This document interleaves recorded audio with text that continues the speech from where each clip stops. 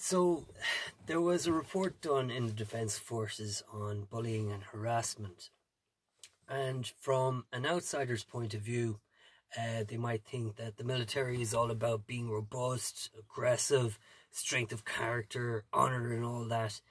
But from an internal view, it's all about interacting and working with the people that you're working with in your unit or in your brigade or whatever, and uh, you do not want to come out of your career with a form of PTSD or a feeling that you weren't good enough, or that you felt that you were unfairly treated, or that you weren't, or some other way.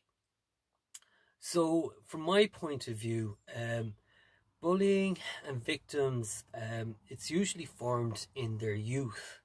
Um, some people say it's about nature, some people say it's about nurture, but it really doesn't matter. It's actually when a group of young people are left on their own for an unspecified amount of time, and it's unsupervised, and things or actions are done that are left unchecked.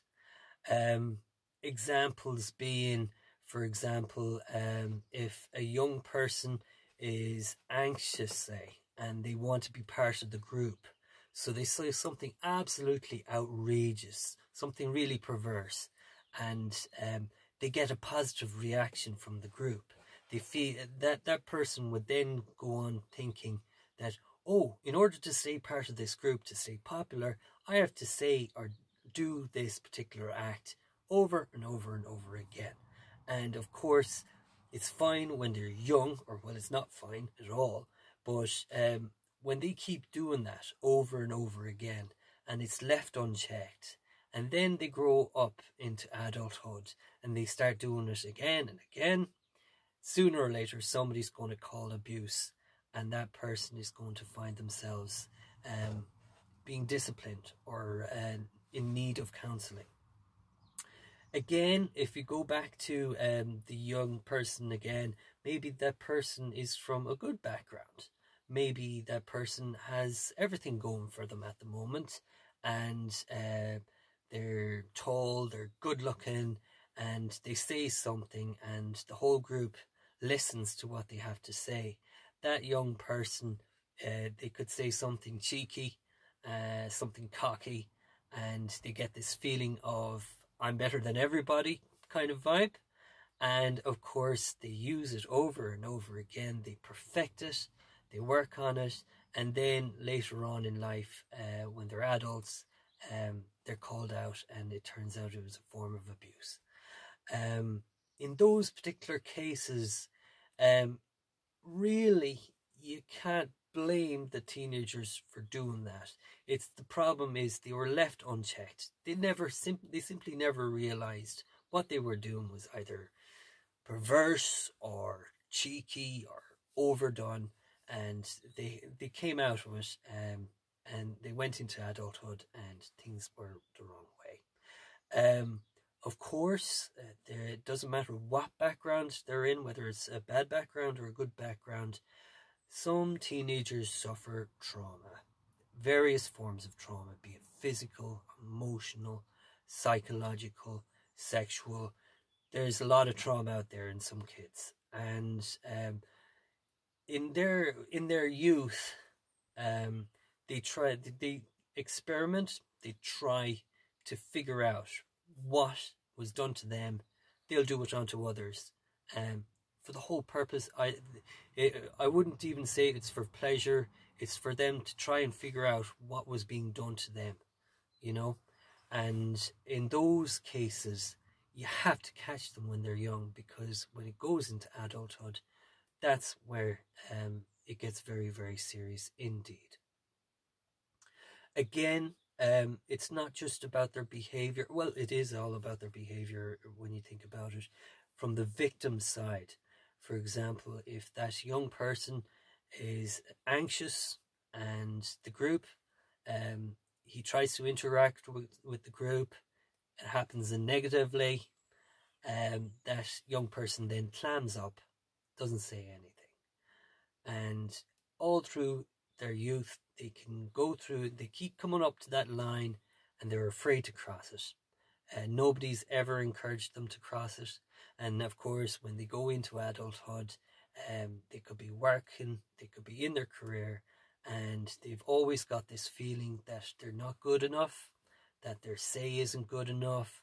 And then that leads on to a cynicism, depression, and a whole scatter of feelings of not being good.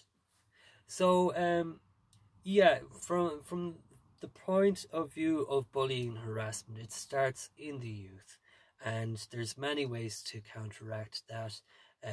It's all about interacting with the young people and keeping check on them.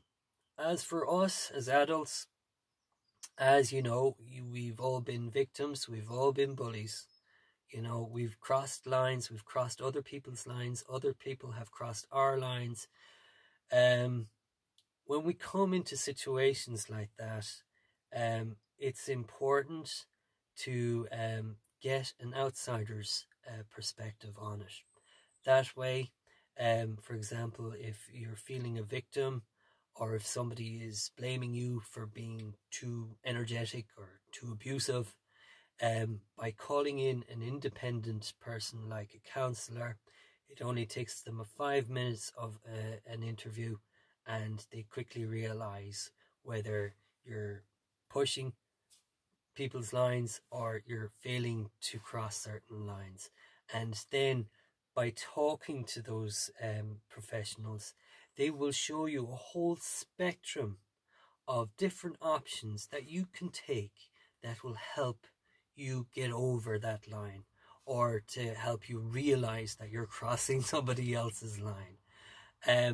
Furthermore, if it is something that's based on a previous trauma or something like that, again, it's a red flag for that medical professional, and it's vitally important that you do get psychological, psychiatric treatment or whatever like that. Personally, if you want to, personally, when it comes to interacting with adults, you have to be so careful with what you say to other people. And then you see other people and they don't seem to have a care in the world. There's no right way or wrong way of interacting with somebody. But one way I like to think of is, I ask myself, do I want to see that person in front of me? Do I want to see them living with me in heaven or suffering an eternity in hell? And if they're suffering an eternity in hell, I'd fight to get them to join me in heaven. That's all I have to say. Take care. Further on from that, I just want to add one thing. In terms of organizations, you have two extremes. You have organizations where it's all about the substance, where it's all about working together, interacting with people as much as you can, and getting a positive experience out of it. Whereas on the other side, you have the form, where it's all about an organization that's focused on one particular job and to get the job done. In terms of the army, it's very, very, very formal. It's extremely formal, to the point that it's all about tradition, it's about honor, it's all about the framework, it's all about hierarchy, it's all about rules, regulations, and making sure that everybody knows what they're doing, and communication lines are straightforward and as efficient as humanly possible. It's all about getting the job done. And in terms of the defense forces, you have your ranks as well. You'd have the lower ranks, you'd have the middle ranks, and you have the higher ranks. And when you think about it, they're all working towards the same goal, but they're just using three different perspectives. From the private side of it, they're the really ground level, getting their hands dirty, working hard on that. A lot of stress is involved in that. A lot of interaction is involved with that. A lot of consequences are suffered in the lower ranks there. In the middle ranks, no, I won't. I'll go to the higher ranks. Again, they're very, very far away from the dirt.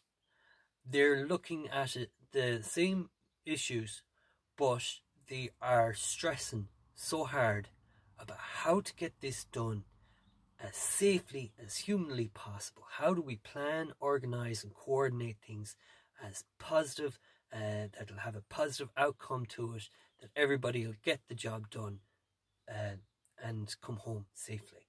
And then you have in the middle, you have the middle ranks who are trying to be the interaction between the two different levels. And there is an awful lot of stress too, a lot of friction involved with that. So when it comes to the military structure, it is extremely, extremely formal. It is extremely regulated. It's extremely oversight. Everybody's watching each other, and it's important from that side of view that you can't really have feelings getting involved with the organization. You can't have individuals who are having a bad day. That doesn't come into it. Like, if you're not feeling up to the job, that doesn't matter anymore. You have the job to do. You have to do it. That's quite stressful on everybody on all those different levels. And of course, we see the consequences of it. And we're starting to see this, even though as negative as it sounds, bullying and harassment in the Defence Forces, at least it's recognised. They're aware of it. They're working on making it no longer an issue. By having that report in there, and by having a positive, a constant policy going forward, working towards eliminating that, we can only have an even more effective defence force. That's all I have to say. Take care.